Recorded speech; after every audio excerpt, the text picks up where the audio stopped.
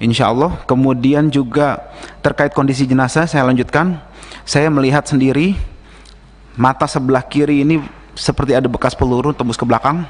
Kemudian ketika dimandikan, kondisinya hampir semua tubuh badan ini ada bekas lubang peluru tembus ke belakang.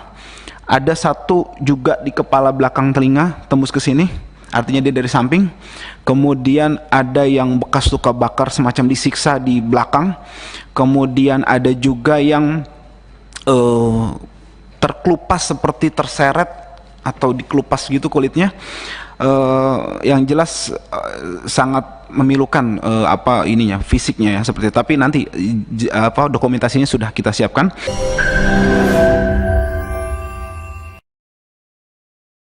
Jangan lupa subscribe, like, and share. Ya, kalau dia lagi libur kerja, dia selalu ke sana, selalu awal. Saya hari Kamis, dia izin hari Kamis minggu kemarin.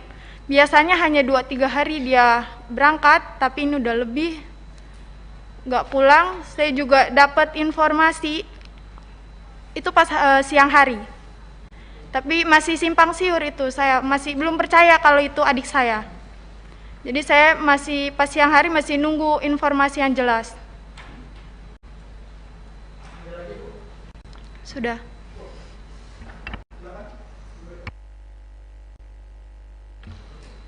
Iya Pak. Kebetulan saya ketemu terakhir dengan adik saya tuh Kamis malam Jumat. Di sana tuh tumben sekali, itu memang beda. Adik saya tuh salaman dengan ibu, dipeluk, dia minta izin, mah doain dede ya. Itu tumben banget. Biasanya dia nggak mau dipeluk karena mungkin udah gede merasa malu. Dan akhirnya, oh ya udah, mau kemana? Mau ngawal Habib ke Megamendung. Di hari Minggu itu saya lupa Sabtu malam Minggu atau Minggu malam Senin itu sempat video call dengan kami, dan itu sehat, dia senyum. Lagi ngapain? Udah makan atau belum? Lalu ketika di hari Seninnya tiba-tiba ada tim laskar datang ke rumah menanyakan, Davi udah pulang belum? Itu ya bertemu dengan ibu saya karena saya sedang di rumah lagi mengerjakan tugas. Terus belum, kan Davi mengawal. Oh gitu. Ya udah, ibu ke pertamburan dulu yuk. Buat apa? Di situ saya bingung ya. Kebetulan di handphone ada notifikasi berita, saya baca. Saya langsung kepikiran adik saya teleponin terus, saya WA-in terus, kok nggak ada kabar, ini kemana? Dan itu berita masih simpang siur, kami tidak tahu kebenarannya itu seperti apa. Dan untuk dibilang lukanya itu subhanallah itu seperti ditembak jarak dekat, karena saya tidak ikut memandikan, karena memang kan kalau dalam Islam memandikan kalau misal laki-laki dengan laki-laki, dan itu kebetulan ayah saya yang akan memandikan. Ayah saya cerita sambil berderai air matanya sambil, oh ini benar-benar luka tembak tuh di dada ada 3. Di punggung itu luka robek seperti diseret. Di jidat ini ada biru seperti dihantam senjata api, yang belakangnya saya kan nggak tahu ya jadi senjata itu seperti apa. Di belakangnya ini biru, tapi alhamdulillahnya muka adik saya itu bersih karena mungkin tidak dipukul di muka, hanya dihantam di badannya 3, di belakangnya itu robek, sampai dikafankan pun darahnya masih mengucur. Subhanallah, itu buat kami sangat luar biasa ya. Itu benar-benar seperti pembantaian yang berarti kan seperti tidak ada perlawanan di sana. Jadi seperti yang diberitakan itu kan bohong. Itu yang membuat kami, ya Allah, ini saya udah nggak bisa berkata-kata lagi. Itu aja Bu? Ya. Selanjutnya keluarga Lutfil, silakan Pak. Ya Pak. Jadi pertama-tama lagi hari Kamis, anak saya mau berangkat pamit, itu Kamis sore. Bi minta ridhonya Bi, saya mengawal Habib. Sama uminya begitu juga. Insya Allah saya ridhoin, yang penting jalan yang benar. Anak saya juga nggak pernah membawa senjata apapun, pisau aja nggak pernah, apalagi pistol Pak. Habis itu berangkat, Lalu hari Minggu siang jam 14.00 saya chattingan, jawabannya alhamdulillah saya sehat, saya belum bisa pulang Bi, kurang tahu kapan pulangnya. Habis itu saya nggak berhubungan lagi Pak. Tahu-tahu hari Senin kira-kira jam 3 sore itu ada kabar dari tetangga ke rumah bahwa di berita media sosial maupun TV Pak, itu anak saya termasuk yang diculik Pak. Karena apa diculik? Karena saya melihat sendiri pas dimandikan, menyaksikan itu kayak disiksa di punggung sini nih, kayak geseng Pak. Terus mohon maaf, kemaluannya itu bekas diinjak dan pipisnya bengkak biru dan tangannya sini terkelupas. Dan juga tembakannya itu dari jarak dekat 4 lubang sini Pak, nembus ke belakang semua Pak. Nauzubillah summa nauzubillah.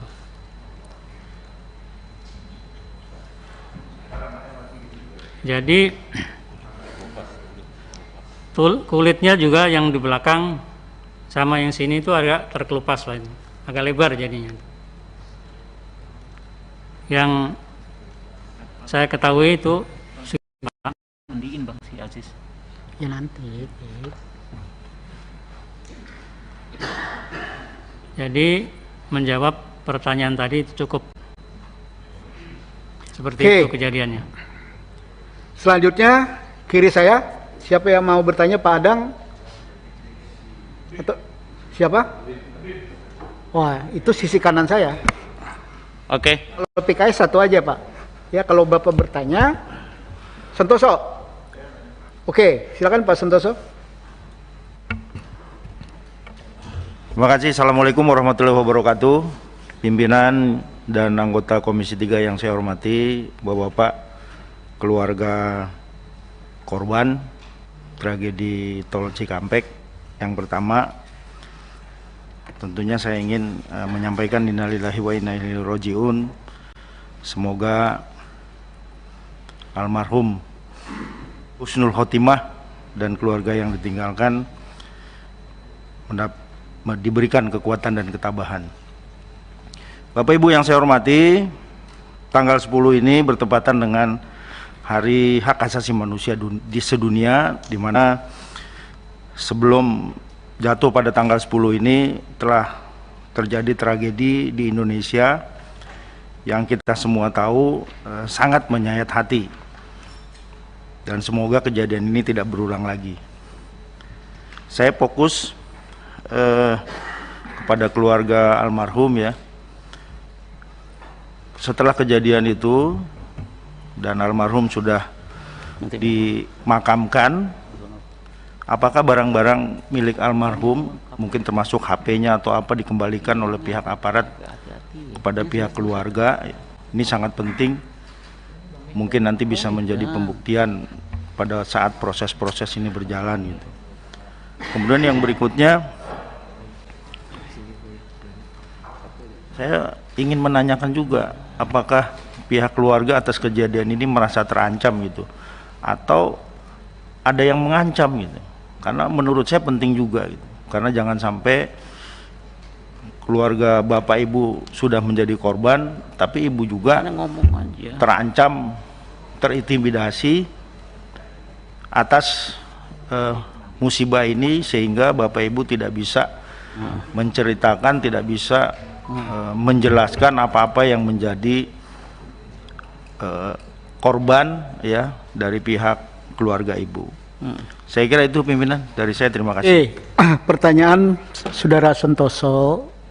Yang pertama, apakah ada barang almarhum baik Reza, Andi, Lufi, ya, Kadafi itu pada saat jenazah diserahkan, itu ada yang diserahkan HP atau yang lain? Itu pertanyaannya. Yang kedua, ya, apakah ada ancaman-ancaman terhadap keluarga korban? Ya, agar tidak bersaksi atau tidak ini, tidak menuntut dan macam-macam, ada nggak itu? Itu kan Oke, silakan mulai orang tua Pak Lupil, almarhum Lupil. Ya, terima kasih. Sampaikan bahwasanya barang-barangnya itu KTP pun nggak ada. KTP pun nggak ada. Apalagi HP atau tasnya. Biasa itu anak saya bawa tas yang kecil itu buat HP dan lain-lainnya. Jadi KTP pun enggak. Atau pakaian juga enggak. Yang keduanya, tadi ada ancaman dan macam-macam, Pak? Saya cuma curiga. Kecurigaan saya sendiri jadi kayak terancam. Jadi banyak wartawan yang tidak jelas gitu. Atau orang yang tidak jelas mau menanya yang macam-macam gitu. Tapi insya Allah saya berteguh bahwa saya nggak akan menjawab di situ walaupun ada ancaman apapun. Itu terima kasih. Itu saya. Oke, silakan. Yang mewakili almarhum Qaddafi, silakan. Pertanyaannya ada dua, Bu. Ada barang almarhum Qaddafi nggak? Yang kedua, ada ancaman nggak? Silakan. Ini juga yang akan saya tanyakan sebenarnya pimpinan. Kami keluarga tidak diberikan barang-barang Qaddafi, handphone, tas, dompet itu tidak sama sekali.